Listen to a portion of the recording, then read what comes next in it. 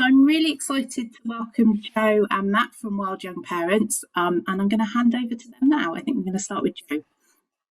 Thank you, Zoe. That's brilliant. Really pleased to see everyone here. I am not going to do huge introductions going around because it's a relatively short session. But if people do want to put in the chat who they are and where they're from, please do that. And we will try and keep an eye on the chat and check for any questions and things. So we're going to be splitting the session into a presentation from me around partnership working in the early years, in terms of non-musical partnership working and the values of that and how that can help you. Because I know next to nothing about music, but I'm here for all the other stuff. And then we'll have a tiny break and where we can kind of see each other all together again. And then Matt will be talking through some of the partnerships that we've developed at Wild Young Parents Project here down in Cornwall, and some of the kind of hints, tips and things to be aware of in terms of those partnerships. So really pleased to have you all here. Please feel free to interrupt. I'm going to start presenting in a minute and I won't be able to see most of you. So if Matt and Zoe could keep an eye on the chat, and if anyone has any questions, please do then turn on your mic and give me a shout, because I don't want to ignore anyone if they've got a question as we go along. There will be a lovely slot for questions at the end. There's plenty of time for that. So I'm going to start then with sharing my screen. I hope.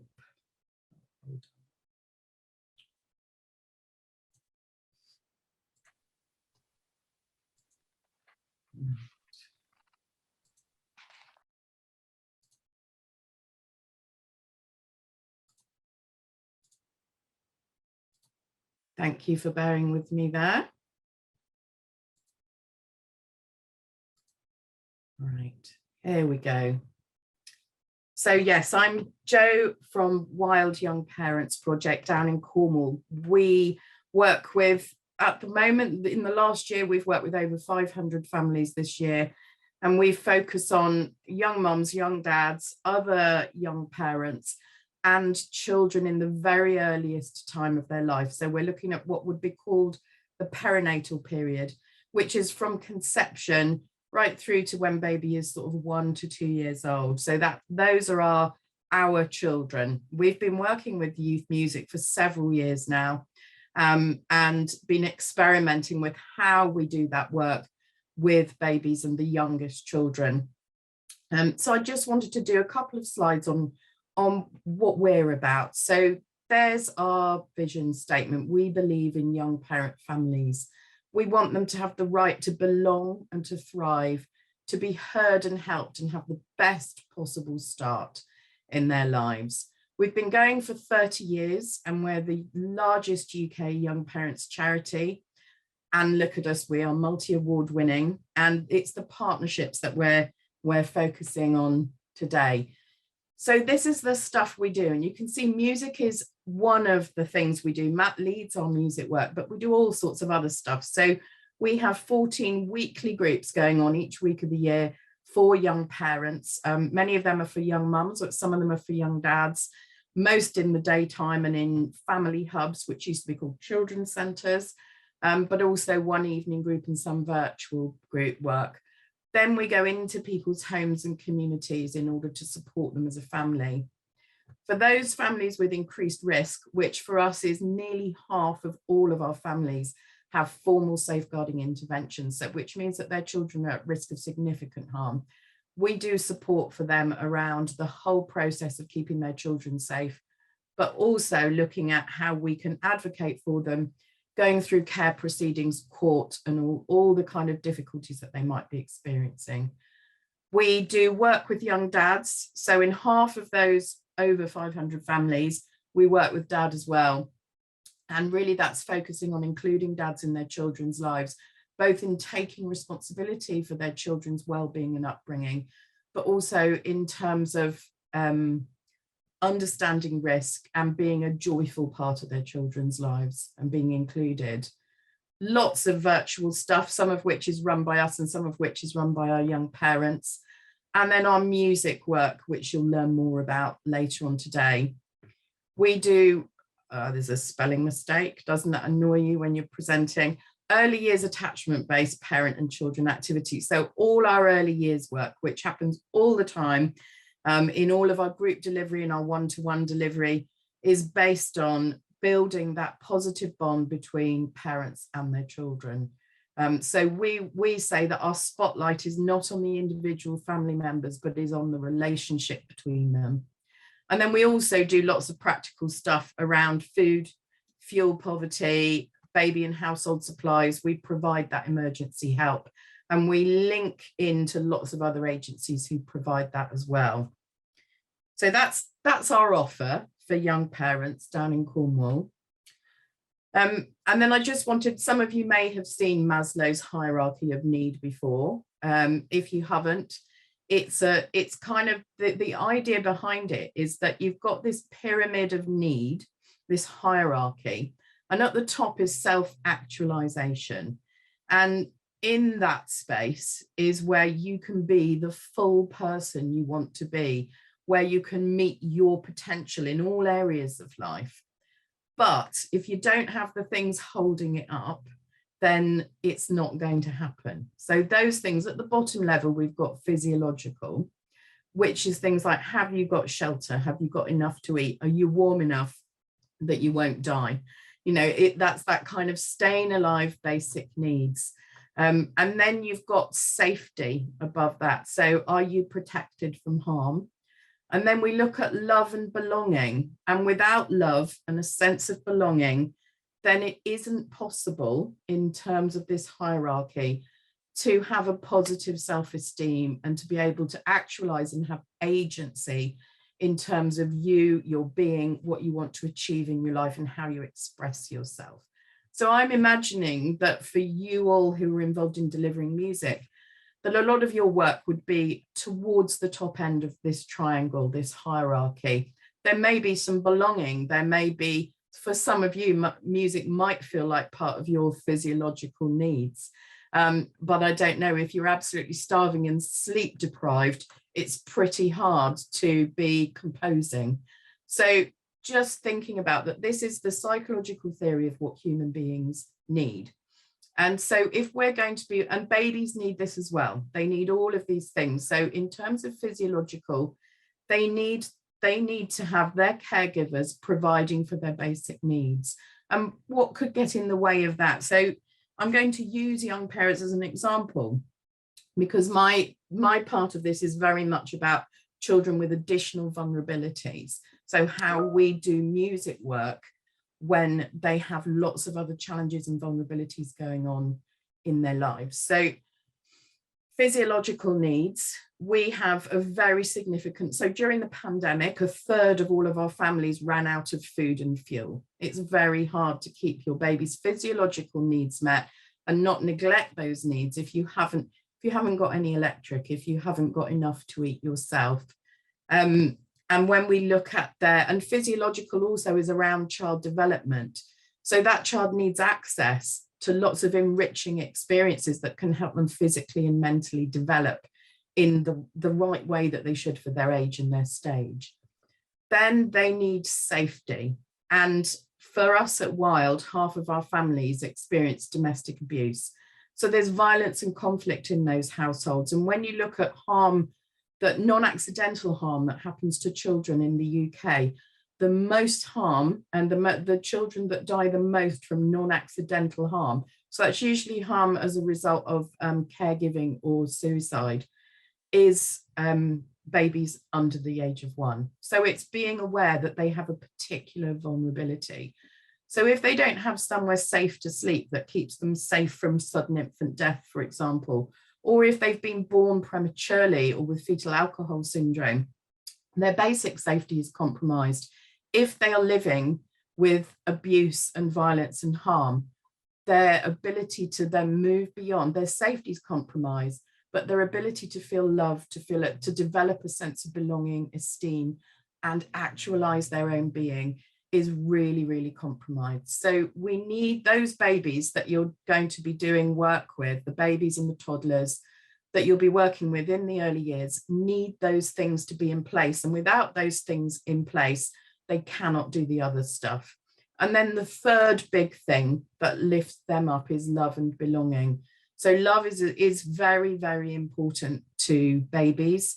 They are dependent, their emotions, which if you're coming to our next session with youth music, you'll learn about the importance of that bond between parent and child. But without love, they are completely dependent on their caregiver for their emotional well-being in some physiological as well as emotional and mental ways. So all those things are essential for them to have. So at Wild, we have 4 out of 5 of our children have a parent who has significant mental ill health, which becomes a big barrier to that child's well-being. And we've got at the moment around 39% of parents, when they first join us, have already had thoughts of suicide and have been self-harming. And then we look at of our young mums, 17% of our young mums have already had at least one attempt at suicide. So in terms of a child's well-being and a child's ability to benefit from the music that you'll be doing, those other needs need to be met as well. And they get in the way. They really get in the way of a productive music session, but most of all of a child benefiting from the developmental and emotional gains that they can have from your music work. So it's understanding that when you've got those vulnerable families, and those vulnerabilities are cumulative. So when you have a child where parents have addiction issues, so 1 in 6 of our dads has experiences addiction. If they've got that going on and parental mental ill health and domestic abuse, so threat of violence, and it's freezing cold in their house and their nappy doesn't get changed well enough, so they're sore and itchy, all of those things become cumulative and cause really severe problems for that baby or toddler in terms of their development, as well as their day-to-day well-being. Their longer-term future is under threat from that as well. And we see music as a tool to help address these issues as well as everything else, which we'll be looking at in our other workshop. But this part now is about, in terms of what could get in the way, there we go. How do we support the music workers? So Matt can't do all that by himself. So here we've got a little picture there of one of our groups. And just in terms of how early a child can be involved with a music session, those children look pretty young, but I just want to draw your attention to the baby in the background there. That baby is 5 days old. And our young parents value coming to their group so much in terms of their sense of belonging that young woman has walked to the group only 5 days after delivering her baby. But just, that baby is still gaining from that music session. And what I'd really say in terms of child development is look at their eyes in all of these pictures, the eyes of the children and their focus and what's going on in their heads. So to meet all those extra needs, to enable us to do our music work well, first of all, we have partnerships within our organisation. We're incredibly lucky. So I just want to, there's our little baby who's experiencing some music and our music team in the middle there. But we also have, working with that family closely in partnership with our music team, we have our mums team who run all our groups for young mums, and who will be linking up with others in the community to help that happen. We have our welcome team. So when we first learn about a new young parent or pregnant young person, then our welcome team will get in touch and they will do what others might call in some of our partner agencies an assessment, but we don't. We have a welcome meeting and we look at what that child or child-to-be's needs are, what the parents' needs are, what we can offer them, and really start building a trusting relationship with them. We've then got over on the right our dad's work team who work out in the community and from our allotment. We've got our children's team. So we've got early years workers who are in the sessions with our music workers who have all that experience about child development and work together with them. Then down in the bottom right, we've got our Building Futures team who help one-to-one. They help those families where the children have the highest risk. And they work with those families for around 2 years on a regular basis. And then an interesting newish team for us is our video interactive guidance team, because we've embedded music into our video interactive guidance. And VIG is an evidence-based tool that's used to help parents and children where there's a problem with poor attachment, to enable them to build a much more positive bond. And it's using video, and it's strengths-based, and it's worth having a look up. But we're very lucky that we've got some VIG trained practitioners in our team who use music as a core element of their work in terms of building attachment. So that's our internal team around the child, to help meet all of those needs for the baby and their parents. But then externally, we as an organisation can't meet all the needs of a baby and their parents, especially those with the, oh, there we go, sorry. I'm not the best at this. But yeah, so we've got, so with that team that we've just discussed, that's around the baby and around the music team, we've also got partnerships with others around that child. So if you're thinking about who might you need help from in terms of getting the right help for a family that you're working with in the early years, these are our core ones that we work with when there are children, particularly with vulnerabilities. So if that baby's unborn, then the main partner that we would be going to is midwifery. So we are very lucky that over the years, we've built a referral pathway with midwifery, so that every young parent that comes through midwifery, when they go to that first, what's known as booking appointment, they will be referred to Wild and told about Wild, and it's an opt-out model. So they have to actually opt out of it, which means that they're much more likely to come through to us rather than opt in. And that's incredibly important, because the work that we do with families works so much better the earlier we do it. So we're really keen to get involved antenatally with those families in terms of the overall aims that we have for them and their children. And so we do music with those young people antenatally as well. So midwifery, really important partners. And in your local authorities, you will all have safeguarding midwives. So they're usually based at your hospital trust. And so each of your people that is pregnant or has just delivered a baby will all have a designated midwife. But if there are complex needs and vulnerabilities in that family and potential risk to the child, they'll have an oversight from the safeguarding midwifery team, who you should be able to find via your hospital trust. And then once a baby's born, the next set of really influential practitioners that support that family are health visitors. There is a national shortage of health visitors. They will all tell you that they've got too much to do, but they are the key person who's involved with every single family in that first 2 years of the child's life. And if that family, again, like midwifery, if the family has vulnerabilities and the child has risk, they will have an enhanced health visiting program. So for many people who are getting on with life just fine, they haven't got the same challenges when they have a baby, they'll barely see their health visitor. But for those that do, there's something called Partnership and Partnership Plus. And those health visitors will be much more engaged with that family, and you'll be able to talk to them about concerns you have about a child's development, about eating, and the kind of things that you're thinking, that's not quite, I don't think this child's at risk of significant harm, but actually I've got some nagging worries. A health visitor is a really good person to talk to, especially in partnership with the parent. So actually suggesting you talk together about how you can help the family.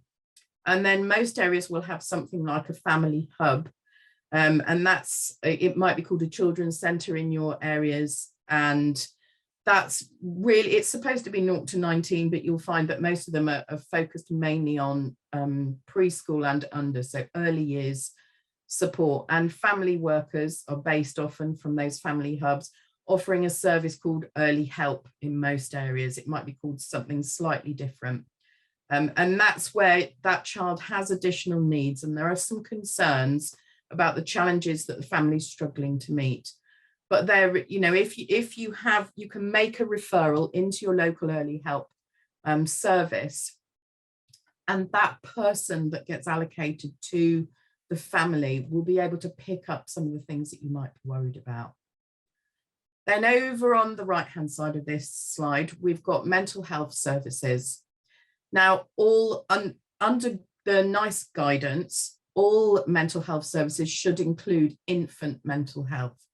Infant mental health is predicated on the health of their parents, which I know Joe and Matt will be talking about next time.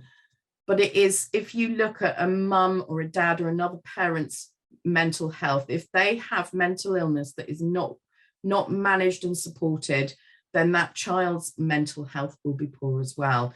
They are so interdependent in terms of that. Well, they're not they're dependent on their parents for their mental health. So there should be an infant mental health offer. There should be. It doesn't mean there necessarily is. So if you go to your local CAMS, which is Child and Adolescent Mental Health Services, you can find out if they've got early years provision. That provision might be something like video interactive guidance. It might be something like a program called Thriving Together or Together for Families, where there's some therapeutic and psychological support services in there for the baby's mental health. You might find that CAMS doesn't start till the age of 2 or even 5. But if it doesn't, talk to them about it and what else they can offer. So then in terms of the mental health issues that you might come across more often, maybe those that are presented by the child's parents. And so in that case, it's worth knowing locally who you can talk to about mental health. What kind of multi-agency training is there? If you go to your local Safeguarding Children's Partnership, and this is a huge amount of information, I know, but it's being recorded, but your local Safeguarding Children's Partnership should have a website, and you can contact them about free multi-agency training that's often free for organisations such as yours as well, that can do things like mental health first aid, assist, which is suicide prevention training, and give you links into all the different mental health provision.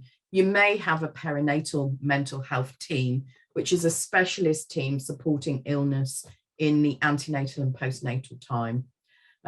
If you don't have that, you'd be going through adult mental health and CAMS, and you'll be able to look that up in terms of your local health offer.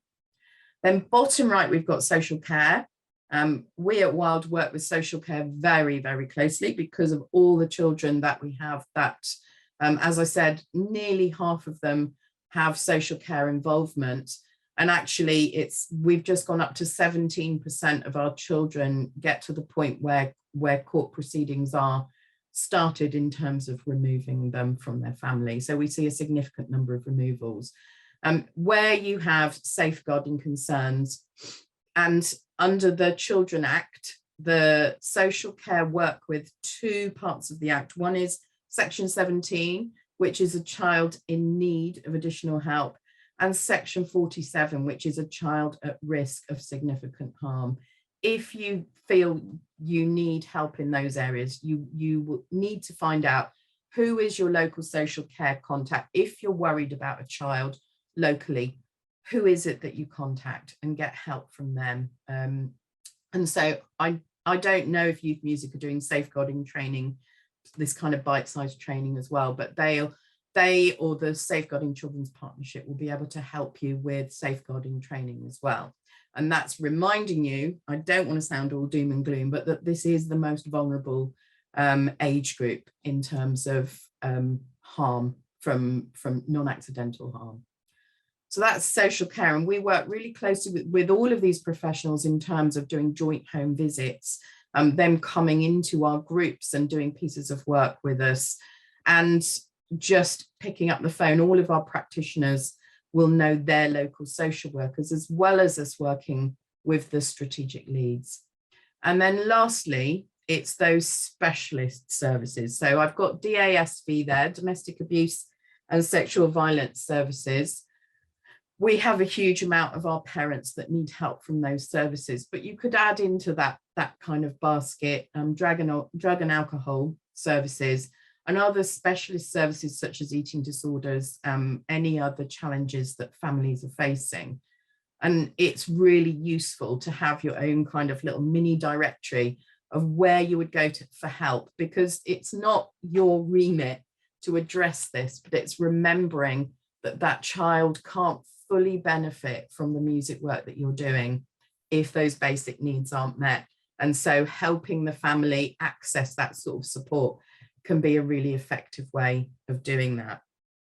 Okay, so in terms of children's needs, this locally is called the windscreen, but it's often known as different things. But in most local authorities, needs are split into 4 areas. So you've got universal needs for a baby or a toddler.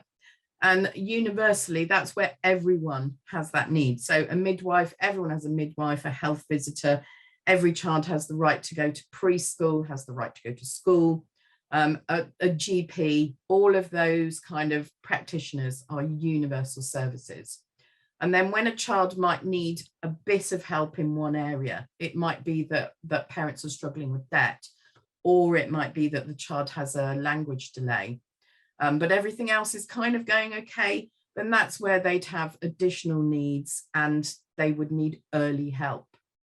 Where you're looking at multiple needs, where perhaps a child has a complex disability, or there are other things going on in the family, and then you suspect that there's domestic abuse going on, there's low mood in both the parents, there's a range of things that are happening, but you're not worried for that immediate safety of the child, then that would be called multiple needs. And that's where the children in need, you might have a child in need team or an assessment team, and that's social care.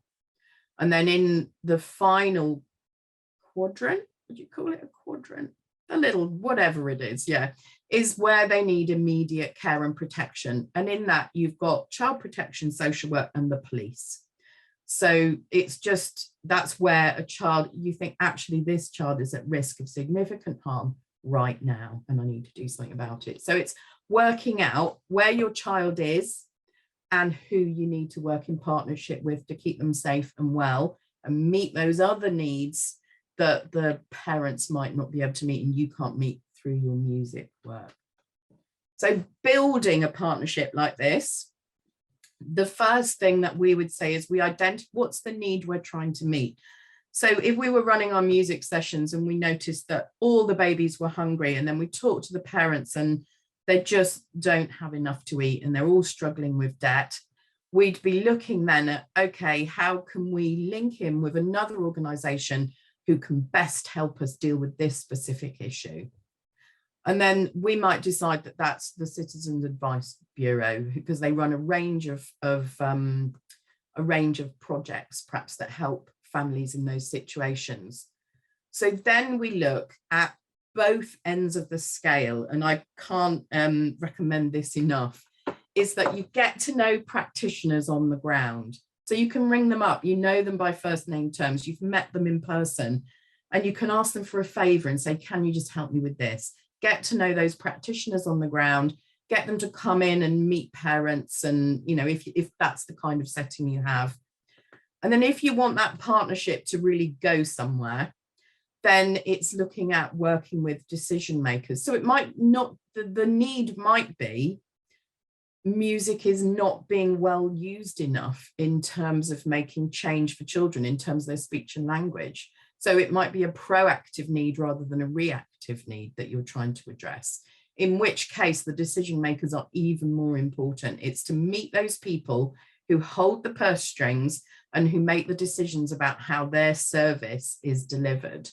So it's working forward with them as well to aim for a formal partnership so that you can learn from each other and you can gain from each other and be working together to best meet the needs of those children. And I've just got those two words, transact and transform, there. So I'm trying to think of some examples. So you could have a transactional arrangement with a service. So with the CAB, you might have something where you say, okay, you come in and you offer this many debt sessions for our families after our music thing is, our music sessions have happened, or something where basically you're both really clear what you put in and what you get out. What I would recommend is thinking, those are really important, but thinking wider than that and thinking about transformational partnerships, because music can transform lives. And before we formally did music, I remember many years ago, we did a partnership project with an organisation called Knee High Theatre, which some of you might have heard of. They became quite famous nationally, and they took some of our families away to the cliffs for several days in a summer, and they did music and performance and filming and costume and everything. And they wrote a play based on the story, where it was called Don John, and it was the story of Don Juan, but it was based on the story of the women that Don Juan left behind, and the children that he had fathered. And they used the stories from these young mothers to form the script for their play. But what we found with that project was that those women that were involved, those young girls that were involved, their lives were transformed in a different way, and they had different aspirations and a different way of thinking about themselves afterwards. So it's being really clear with those decision makers and other practitioners that while they might be doing that kind of baseline work that has to be done to fulfill those lower sections of Maslow's hierarchy, is that music is one of the ways that you can help those children have a chance of getting to the top of that triangle.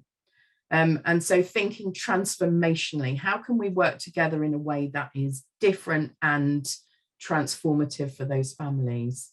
And then at the end of that, it's formalize it, get it down in writing. If you're going to get help from local authorities or from clinical commissioning groups, which is how at the moment they fund other agencies within the NHS, find out what all their structures are and find out who's got the money and get them to write it down when you make an agreement. And so I'm going to come out of this now and just have five. How have I done on time? I'm just checking I'm taking quite a lot of time. Sorry, Joe, there was a question for you in the chat box. Okay. I don't know if you want to look at Let's that. have a look. Caroline. Oh, now I'm scanning it down. That was a very long question, Caroline. How about families, mothers, children that missed on the sort of support, yes, during COVID and need help to survive, mental ill health, etc. Family, absolutely. Now, this is vulnerable families have missed out, but they absolutely have. And so there is a national issue for babies and toddlers now. The children of COVID have missed out, and it's known in terms of Ofsted research and other research is that we are going to have a generation, particularly in vulnerable communities that are more isolated, of children who have a delay in language development, but also a delay in their ability to interact with others.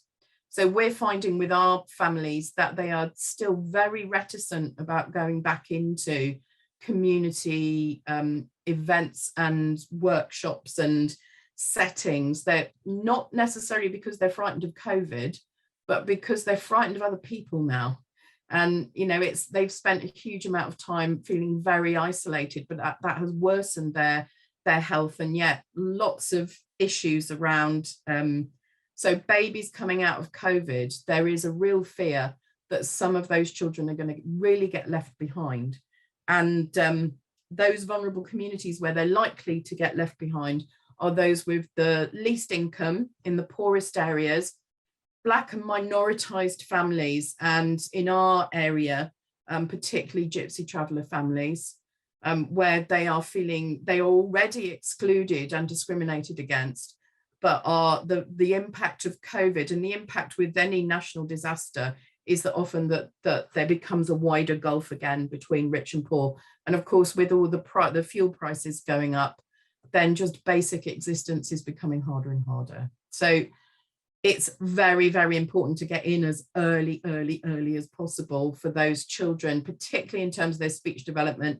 And we have found music to be the most effective tool in helping their speech development. So at the age of 2, a child should have between 50 and 100 words. For our children at Wild, the average is 6 or 7 words. So imagine them starting, you know, overall in the UK, those children start with a delay of 11 months at school, and that delay follows them through to adult life. So they will have a poor life because of what's happened in those early years. And music, beautiful and wonderful as it is for relationships and expression and belonging and identity, it also helps you learn to speak and communicate. And that's really important for ours. So I'm sorry I've taken lots of time. Joe, I think there's another question from Colin's got his hand raised there. Go, Colin. I think you're on mute, Colin. Oh. Turn your little microphone on, Colin. It's been a long time. It's been a long time. So yeah, Baby Glue Music for Babies, operational in Dorset, Poole, Bournemouth, Christchurch and Ringwood in Hampshire. We actually still operate out of children's centres. Remember them?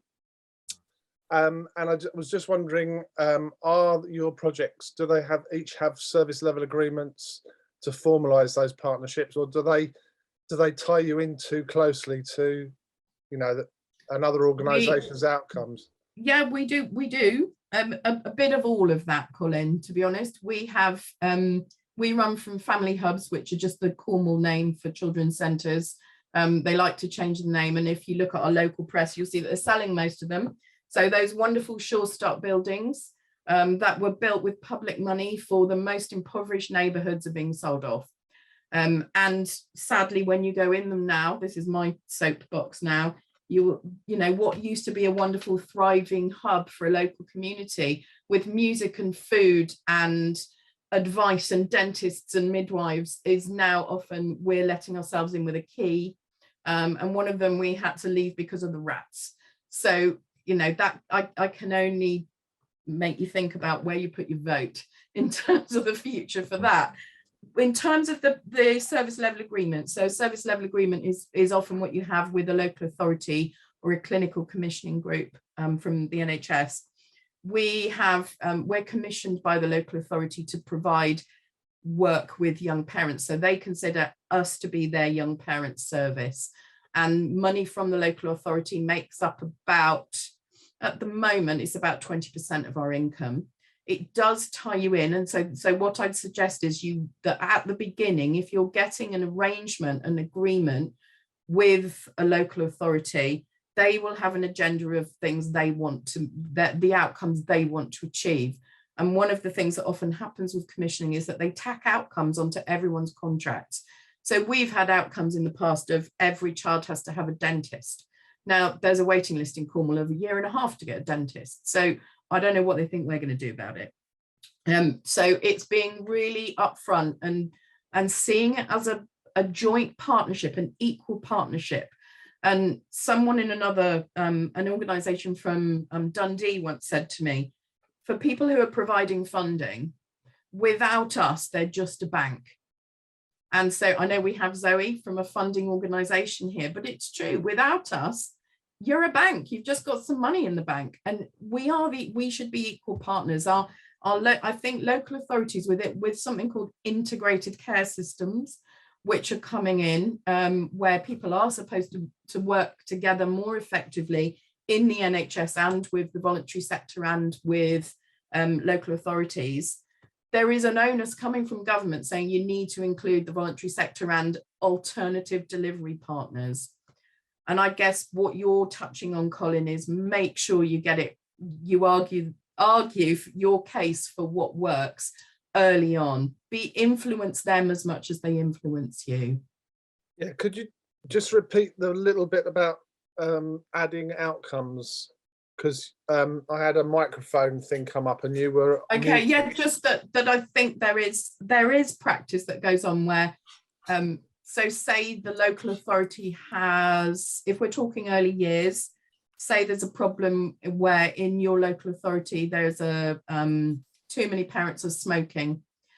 So during pregnancy, parents are smoking. So what some local authorities will do is add a kind of smoking cessation target or KPI, if any of you deal with them, a key performance indicator.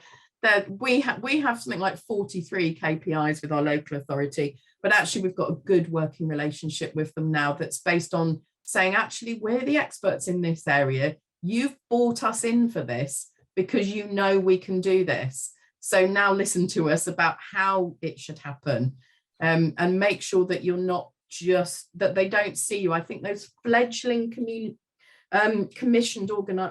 those fledgling commissioned partnerships, the local authority are used to being in charge, and so sometimes they will see that you've provided extra staff for them, and it's being really clear that that's not the point of commissioning.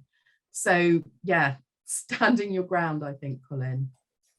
Okay, I am just thinking, are there any other questions? I'm just thinking of handing over to Matt, because I know, yes, indeed, that's why youth music's approach is so liberating. And youth music is leading the way. I think there are some other funders who, I would say Lloyd's are another funder who are really keen to actually talk to their grantees in an equal way. It should be a partnership. We all want the same thing. So, you know, but where you get commissioning, where it's coming from big structural organizations like local authorities and health authorities, they are used to doing things in a very specific way. So I would say, if you're trying to challenge it, bring evidence with you. So, you know, if there is theory that shows that your way of working is likely to have a better result, share that theory with them and kind of have that evidence to prove your point, really. Sorry, that's going off on a whole, I could talk about commissioning all day. So shall I hand over to you, Matt? And are you going to present from Canva yourself, or did you want Yeah, I can present. Just does anybody need a comfort break? If they do, please just leave and you can come back and okay, so I'm gonna I'll start my part.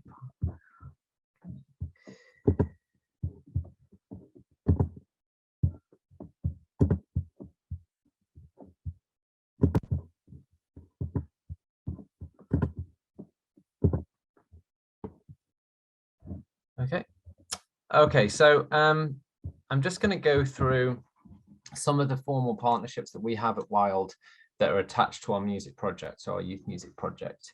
And they're not all specifically early years related, but they're whole family related, and the child will benefit either way if the parents had an experience as well. So I'm just going to come up with a bit of a list here. So some of our partners, Eden Project, we've just been working with them for the past year on a whole family project where we're making music in nature, and they've been really, really supportive. And we're working with a sound artist, and we're going into Eden and using this very snazzy technology to plug plants in and take electrical signals from the plants, make music, and the whole families can do that.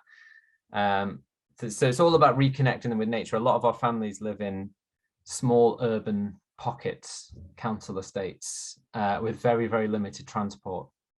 So, for example, there's a lot of families in Cornwall that have never been to the beach, which is quite shocking, but true, unfortunately.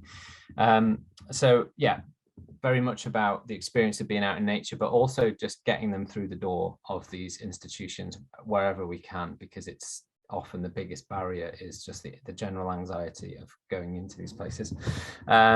We've just got an exhibition at the moment with Newlyn Art Gallery in the Exchange, which is a big Arts Council collection.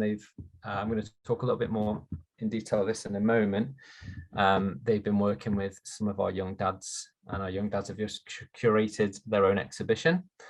We work with an organisation called Story Republic, who are supporting our young families to share their stories, including their children's stories. So that is a lot about mentalization, which if you happen to come along to the next workshop, we're going to be talking a lot about. So this is about young parents seeing the world through their children's eyes. So telling a sort of, for example, a day in the life of their child. What does that life look like for their child? So that could be turning it into song or story or animation or any of these things. I'm not going to go through all these actually because it'll be here all day, but I'll go to BBC New Creatives. I'm going to talk a little bit more about in a minute. We were commissioned to make a piece of sound art, spoken word with some music with some young mums. Artswell at the bottom there, that's quite an exciting new partnership that we're just in the very early stages of formalizing.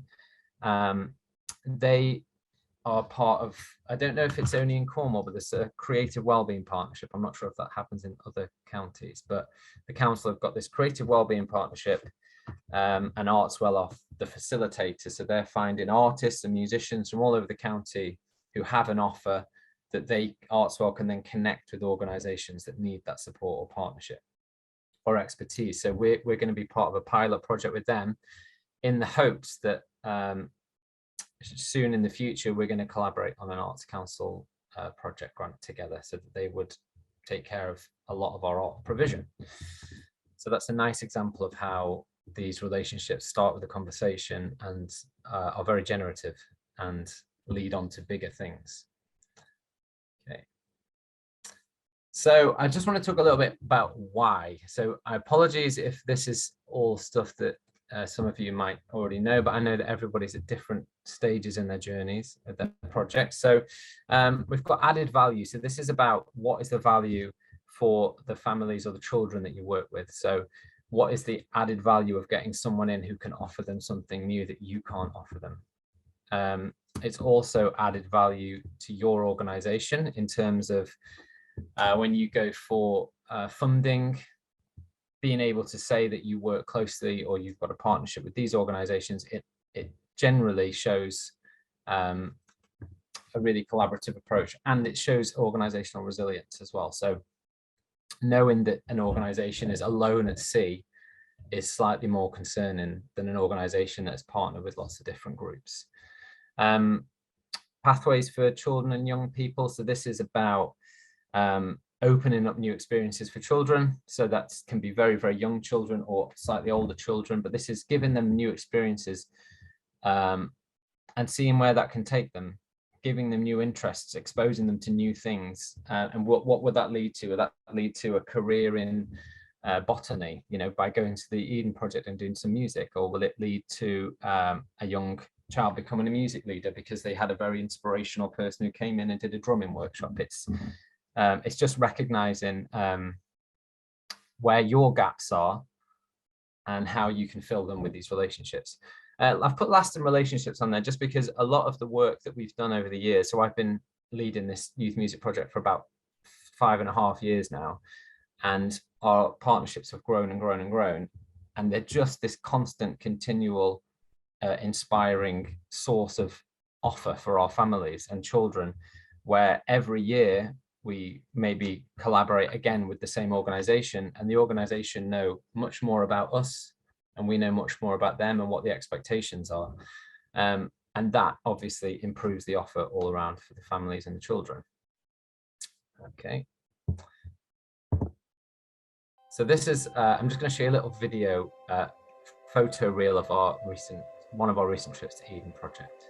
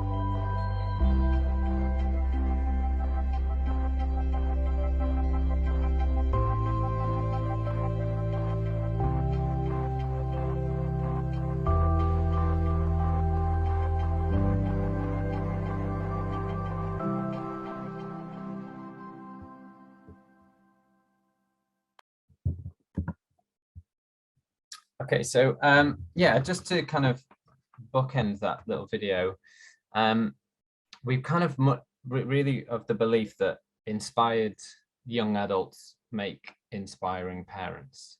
So the children who go to places like Eden Project can see their parents or their carers experiencing new things, and that's a really, really important thing for brain development in children. It's also really important for the children to experience all these things, but actually there's such a knock-on effect, and not all organizations get to work with the parents. I completely understand that, but it's also about the people that are working around the children. So if you have an organization that does a weekly music session and you have early years practitioners or music leaders who are then also exposed to these new experiences of people coming in or going to places to visit, the children are seeing this wonder in all the faces around them, and it's really, really important. That's what we believe. Okay, so what did Eden Project give us as part of this partnership? So they gave every family free access for a whole year. So Eden Project is quite expensive. It's definitely not something that all our families could afford to do. I think it's about £30 for an adult ticket to get in. They gave us a chaperone for the whole day. They provided children's activities. So we had this amazing, they call them labs. It's like a classroom at Eden. And they'd set up multiple games and music activities that the children were just really, really inspiring space. We got free lunch and also rooms if some parents felt like it was a bit overwhelming. There was quiet spaces that some of the parents could go to with their children if they chose to. And this was all born out of early conversations and really laying down expectations very, very early on. And that's really critical when you're trying to form a partnership, is allowing the partner organization to know your needs and expectations and the complex needs of the people that you're working with, but also what their expectations are. So for Eden, they have a huge learning and development budget. They have a lot of children's activities. They have a whole team of people that all year round provide these sort of experiences at Eden Project, but they find it really, really hard to engage with difficult to reach families. And that's where organizations like yourselves and ourselves can really step in there, because we are the specialists in this area. So it becomes very mutually beneficial, because they really want to reach these people. They also have targets to hit. They want to reach these families because that might be part of their funding outcomes, and they can't. So yeah, I think just as a little aside, it's really important to recognize that you're not just asking, you're not going cap in hand to all these organizations asking for money and asking for help. Actually, they're really, really mutually beneficial relationships that you can build. Okay, so this next video I'm going to show you is from a BBC New Creators project that we did. To the woman crying in the shower.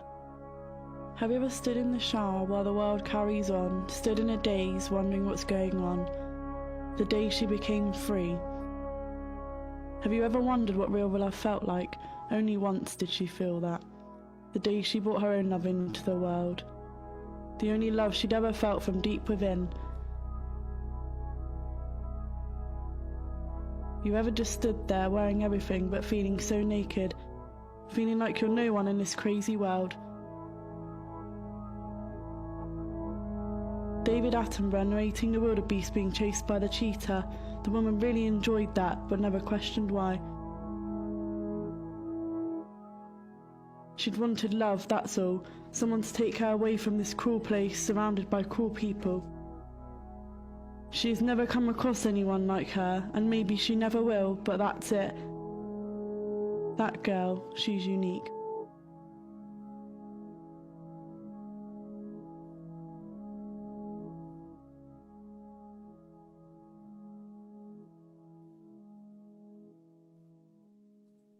Okay, so that was a poem written by one of the young mums who attended Wild. And this project was slightly different in the way that we formalized a relationship, that this was completely young person led. So at one of our groups in Falmouth, we sat down with a group of young mums. Their children were in the creche in the next door along, and we wrote a funding application to the BBC New Creatives programme, which is giving a voice to 16 to 25-year-olds. And they devised what they wanted to do, what they wanted to talk about, what they wanted their voices to be heard, they wanted their stories to be heard. And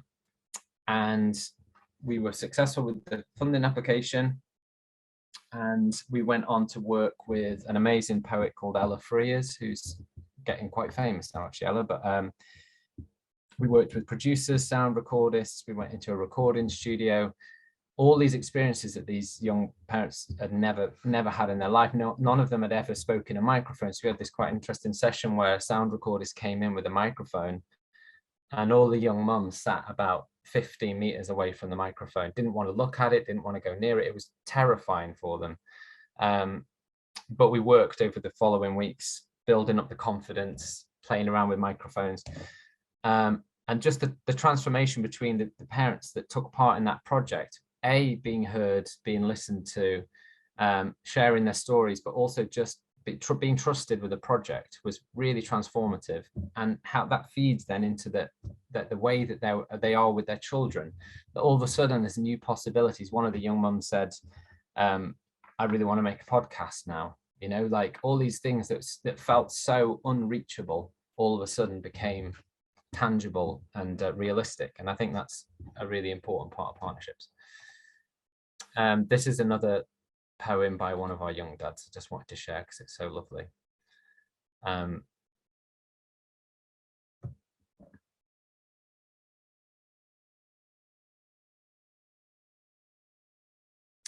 Yeah, so this was a young dad who'd had quite a complex relationship with his child. He was denied custody for a while, and yeah, all sorts of complex needs, but again, really transformative project. And that's just going over what I just went through there. So the actual final piece that we produced is going to be broadcast on BBC Sounds, and I think either Radio 3 or Radio 4 over the coming months. So that's really, really special for them to have that national platform.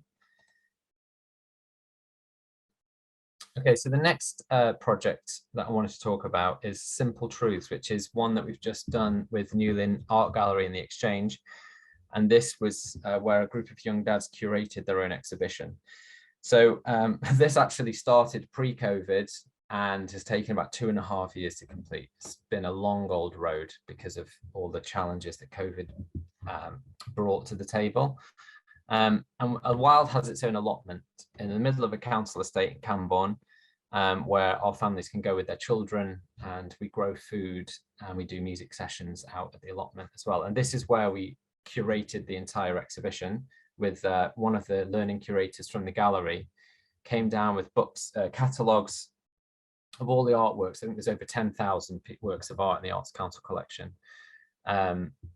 And the young dads came along with their very small children, most of the time sat on their knee looking through these catalogues, and we just asked them to choose works that really spoke to them. And at the same time, they were writing down in a journal on the day how they were feeling, what their emotions were, how their child was feeling that day, and how they were feeling about their child that day. And we asked them to pick work, and that exhibition has just opened and it's absolutely beautiful. I'm going to share some photos from that exhibition for you here. So this was the opening.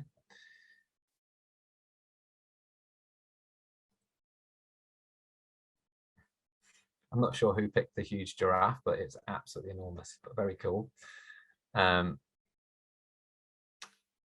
yeah, the curator actually commented that, interestingly, a lot of the works of art were very pink and quite feminine, which, you know, I'll leave that to you to unpick that. But there was a lot of young dads who'd never stepped foot in an art gallery in their life. And to be honest, every single one of them said, I don't know anything about art.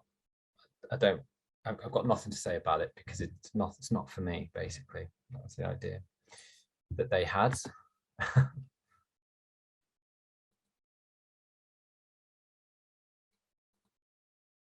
And that's actually the young dad who wrote the poem before, and he was taking part in that program as well. So he's got a tiny little baby there.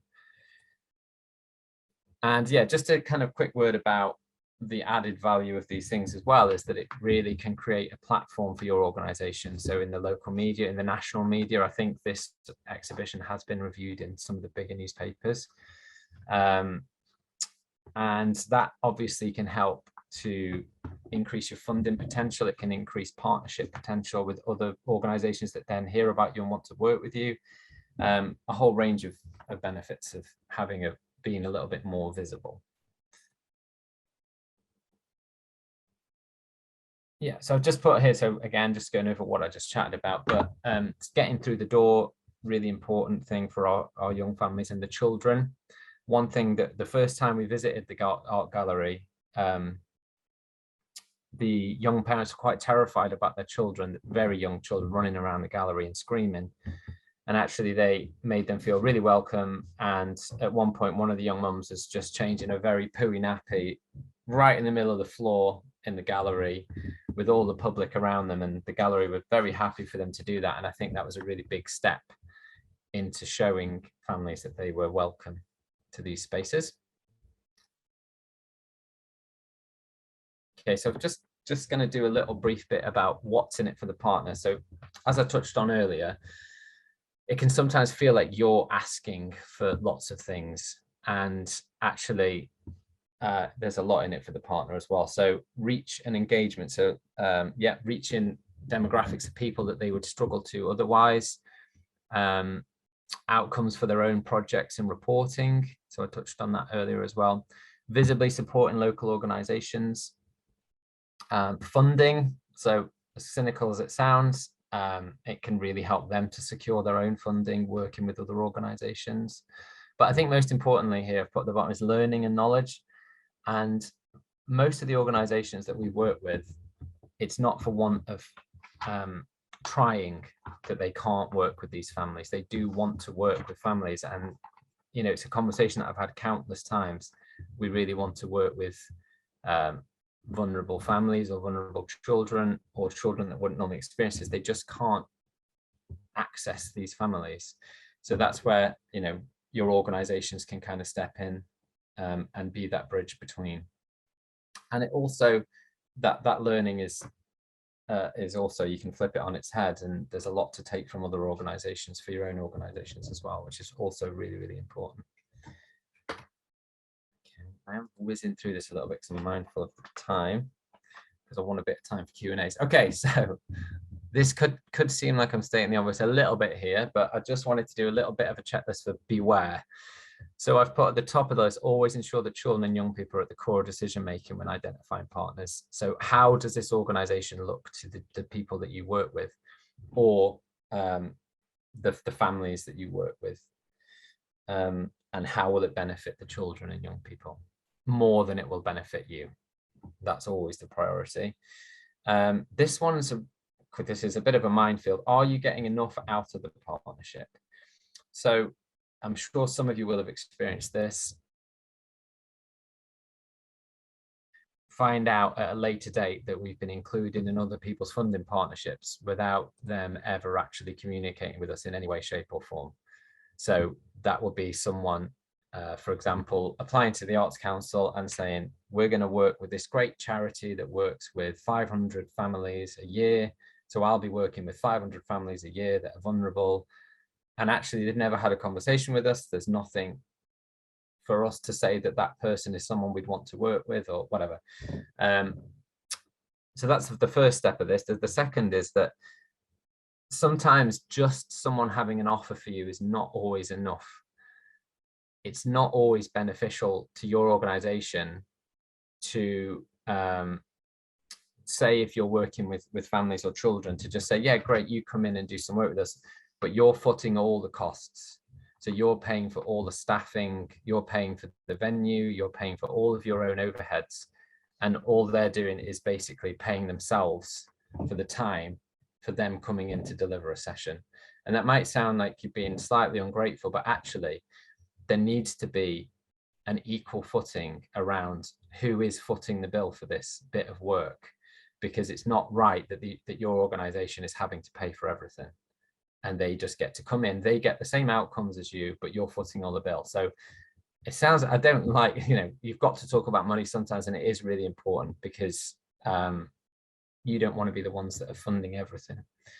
So yeah, it's really important. Again, outline your expectations really early. And that's something that we've learned the hard way, isn't it, Joe? Where we have to then now, when we get approached or we approach someone, we'll say, look, we have to think about the cost of our running costs, and Absolutely. we outline. Yeah. I mean, it's something I'm due to have a meeting really soon with the Arts Council, because I had a meeting, must be about 5 years ago now, and the area rep for the area grants manager for the Arts Council said, oh, I always, I'm always excited when I see a wild bid, and I always say, look, this is an amazing organisation for us to fund. And I said, which bid is this? And she said, well, all the ones that have come through, we've never had a penny from the Arts Council ourselves, never. So she was completely shocked. And so I guess it is a word of warning to be very clear that it's not just about money, but it's about the value to the people you work with. And I don't know how different organizations are structured here, but for us, we need to know that we're not just ticking a box of reach for. So that's where I was talking about transactional and transformational. Transactional would be they are ticking the box that they're going to reach 200 people or 100 or 500 who are all very vulnerable and needy. So they're more likely to get the money. And then we're ticking a box of, oh, great, we're providing this arts or music experience, when actually, is it of value? So it's that quality assurance. What are you hoping to achieve through it? What's going to be the value for those babies, toddlers and their parents? And can your organization sustain the input that you need to put in to make it have that value? So I'd say it's been a huge lesson for us, because we've always felt like we should be just very, very grateful for people working in partnership with us, because it feels like a free offer. And it's great for our families, but you do have to check out, is it great for them? Does it fit with your values and the way you want to work, and the way, we know loads at our organization about how children develop. So if someone's offering something that doesn't add value to that, then please do feel free to challenge that and adapt it or say no. And I think that's quite a powerful lesson from partnerships. Wonderful, but feel free to say no when it's not going to work for you. Yeah, definitely. And that was my next point there about values and policies. So there's got to be an element of due diligence as well, like checking on an organization, especially if it's one that you're not as familiar with. So that would be a process of going on their social media, going on their website, maybe if they've got an annual report, or see who's on their trustee board. And it sounds quite intense, but actually it's really important, because as soon as you formalize a partnership with somebody, your values and policies are shared, and you're responsible.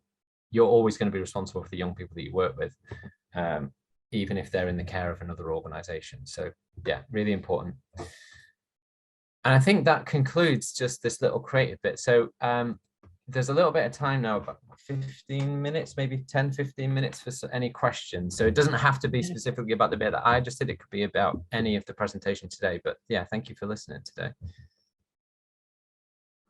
Do you want to stop sharing that, and then we can see? Yeah, sorry, Q&A. Thank you.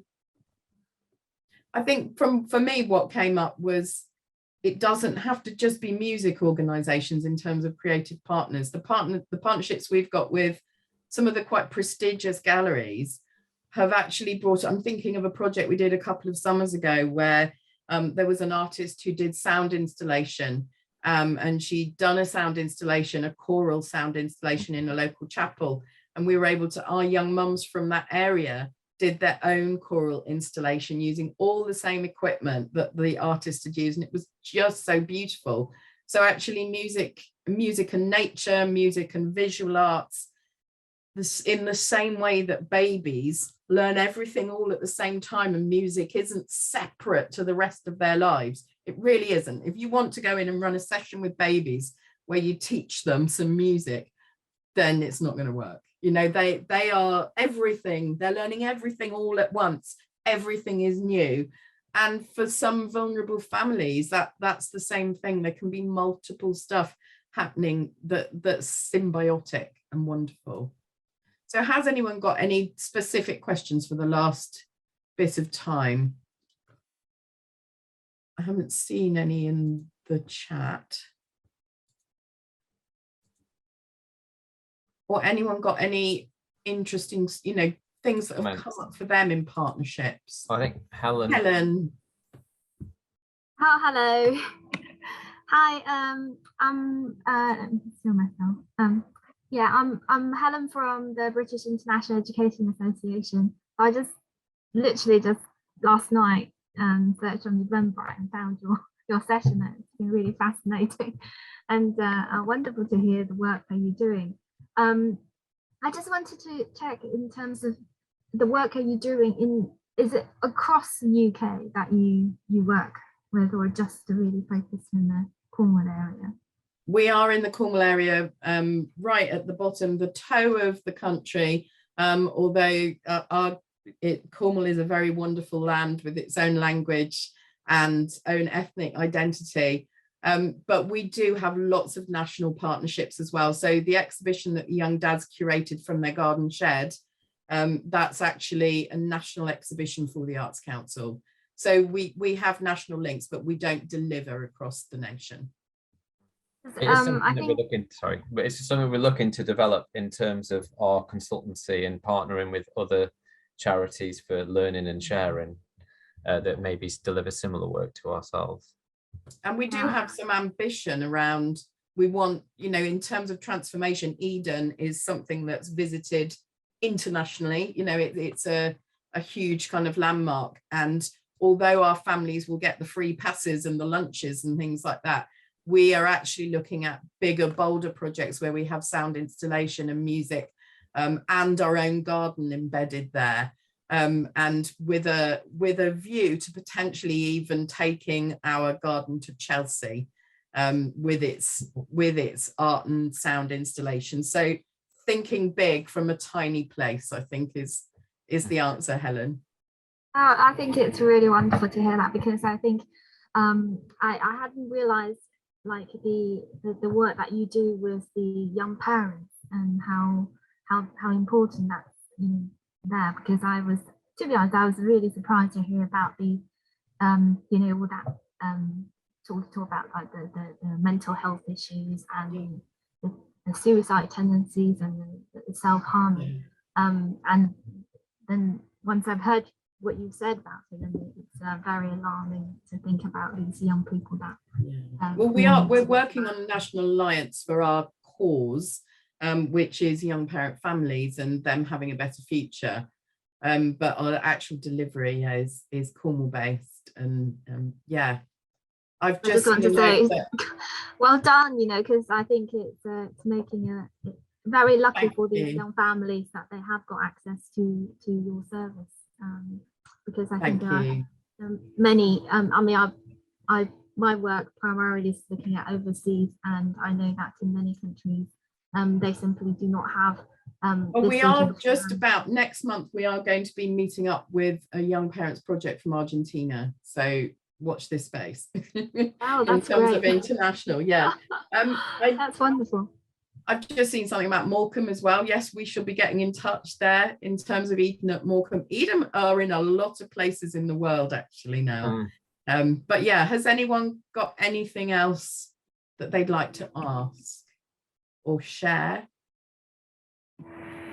Stephanie.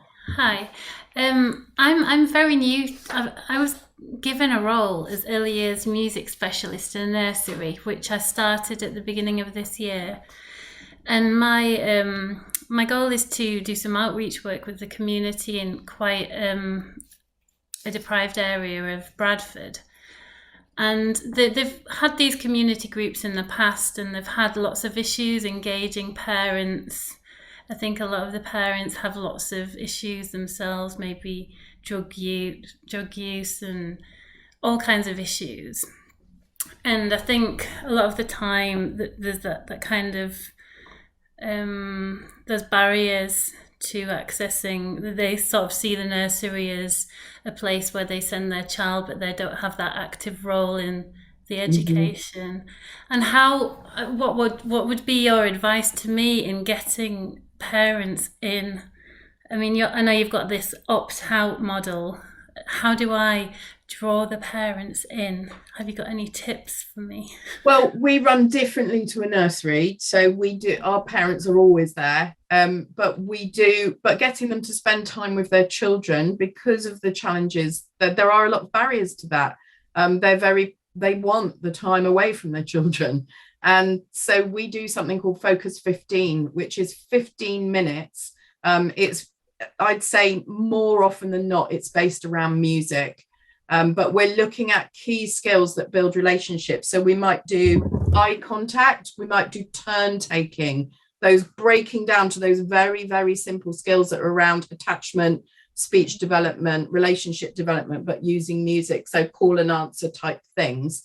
So very, very, or kind of using senses. So having music playing and playing with scarves and things. So but it's only for 15 minutes, so it feels more manageable. And what we found is that there was real reticence to do it, because we do it in every session now, and the parents were very reticent and grumpy about it, but actually it's become the norm now. So it's what I do. Yeah. That's my session, basically, what you're describing. Yeah.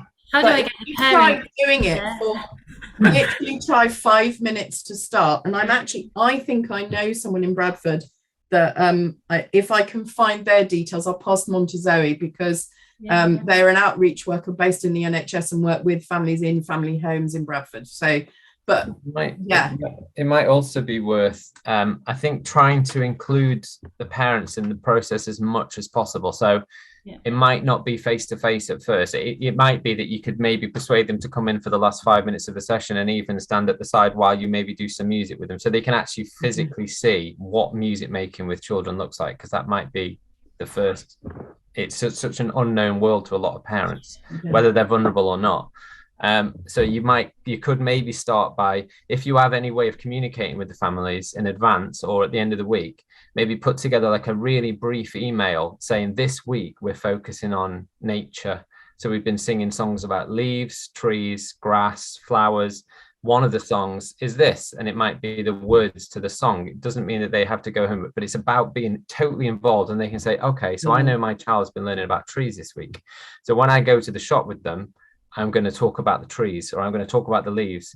And actually, a lot of the time, the young parents in general are quite excluded from early years music making, because it's seen as this specialized thing where, it's like this magic thing that only certain people can do. And actually, having parents that feel empowered enough to even do tiny little things like speaking, like not even singing, just saying the words in a musical voice, it means that those children are going to get a lifetime of some quality of music making, rather than just like a really high quality hour a week with you. And I think that's kind of just trying to think about it in really baby steps with them, not saying all the parents come in, we're going to do a parent and child session, because that might terrify some of them. Sure. I think that dialogue between home and nursery is really important. Definitely. What I wanted to say to you as well was, look at, if you try and you're looking at why are they not coming in, and so what are those barriers, but maybe look internally as well. So culturally, how welcoming is the nursery to those parents? Do they get involved in other aspects of the nursery? And is it something that you need to address with your colleagues around how are we together going to make this a place that the parents feel safe and want to be? And, I think sometimes it is seen as very separate. You drop and the more vulnerable a parent is, the more important it is that they're involved in that. And, talking about those activities, they sound so simple, don't they? And I think we've certainly had musicians come to us before who've seen it as dumbing down, and the music with babies and toddlers as, something that's maybe a little bit beneath them and beneath their skills. You're building a child's brain. That's like brain surgery, so actually it's huge. It's elevated. It's top of the triangle stuff. And I think if we can make parents feel we need you, to feel wanted and needed and like they belong, and how could you as a setting make them feel more like they belong as a whole, and you're you know, do your colleagues value it? That's, I think, what I'd get you to ask yourself. Yeah, it's a really challenging role because I feel like I've been brought in and I've got to magically make it all happen on my own. So yeah, there's lots of networking to be done. Stephanie, I'd be happy to chat to you on email if you want. Yeah, that'd be great. I'll put my email address in the chat box, and if anyone else has any further questions or want to know any other stuff about the work we do, or That's super, thanks. I think there's a question from Kate. If Kate still wants to, or a point. I was going to tiptoe away because I'm aware that you're finishing.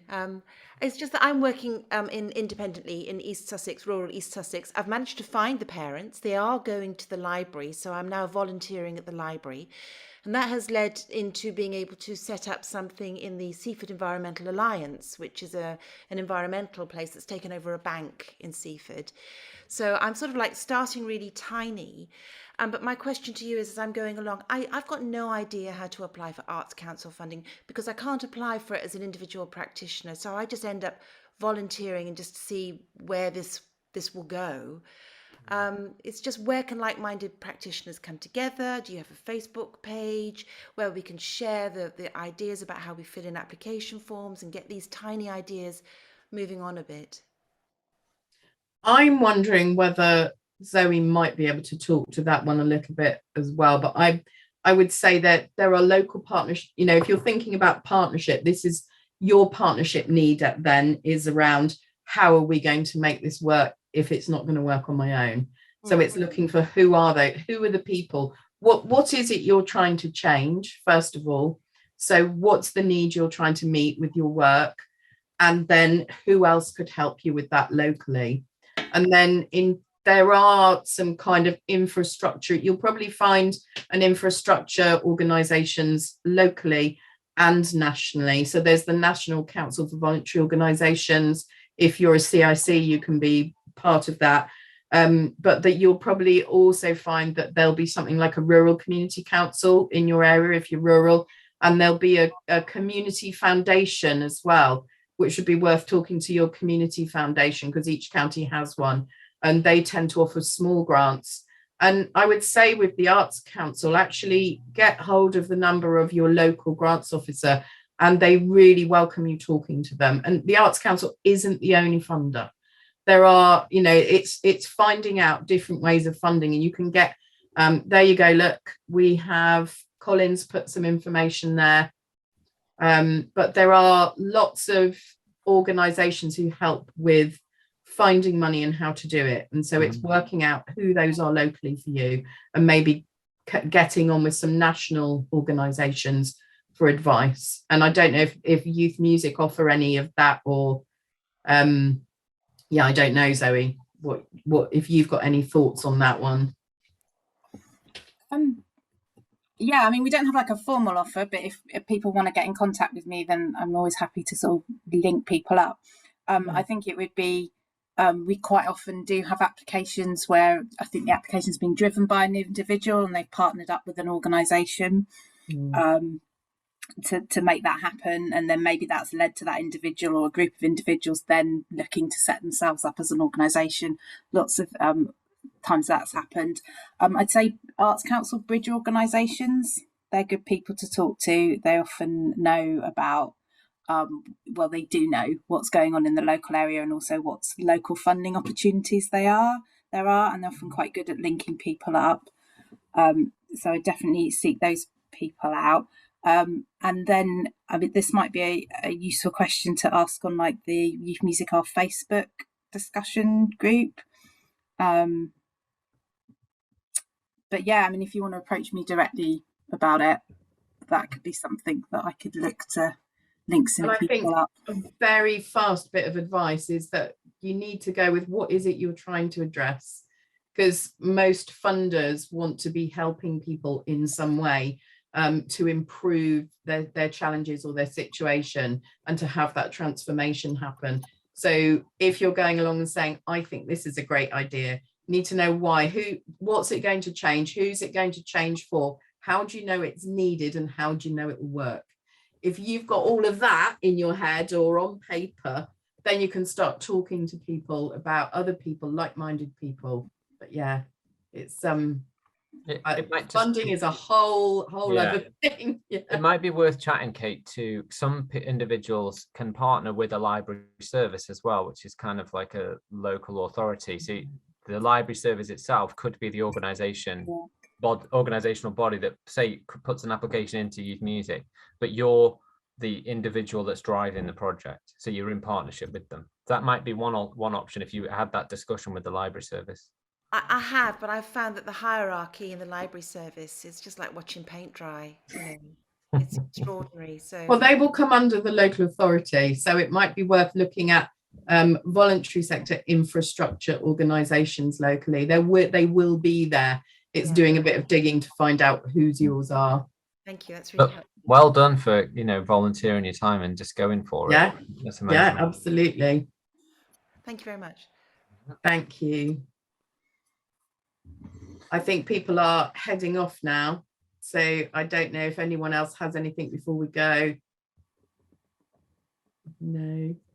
A huge thank you from us for letting us talk at you for the last hour and a half. It's been lovely.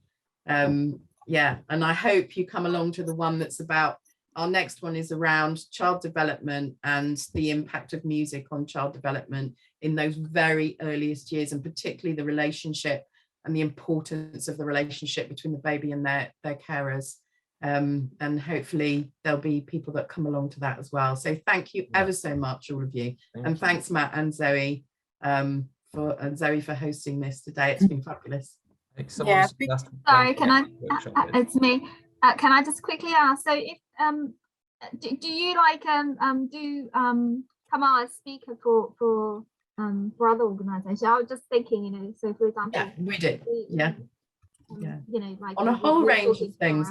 But I mean, our core purpose is we're young parents, so we're not saying we know about all parents, but young parents are some of the most vulnerable parents in our communities and society. So yeah, because we have a lot of teachers who are in early years, and quite often I think what you talked about today is like music and working with parents. I really loved what Matthew said about the relationship that you need to build with young parents. Well, I think that's good lessons for the teachers to hear.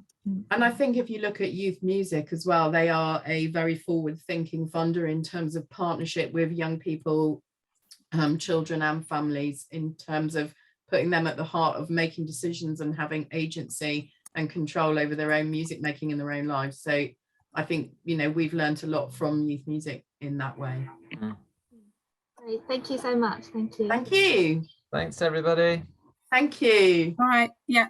I'll see you next time. Great. Thank you. And thanks so much to Joe and Matt. Been a really great session. I've put the link to the next session in the chat, but I think most people are gone now. But we'll email everyone. We'll sign up. Thank you. Take care. Thank you. Take care. Bye-bye. Nice to meet you. Bye.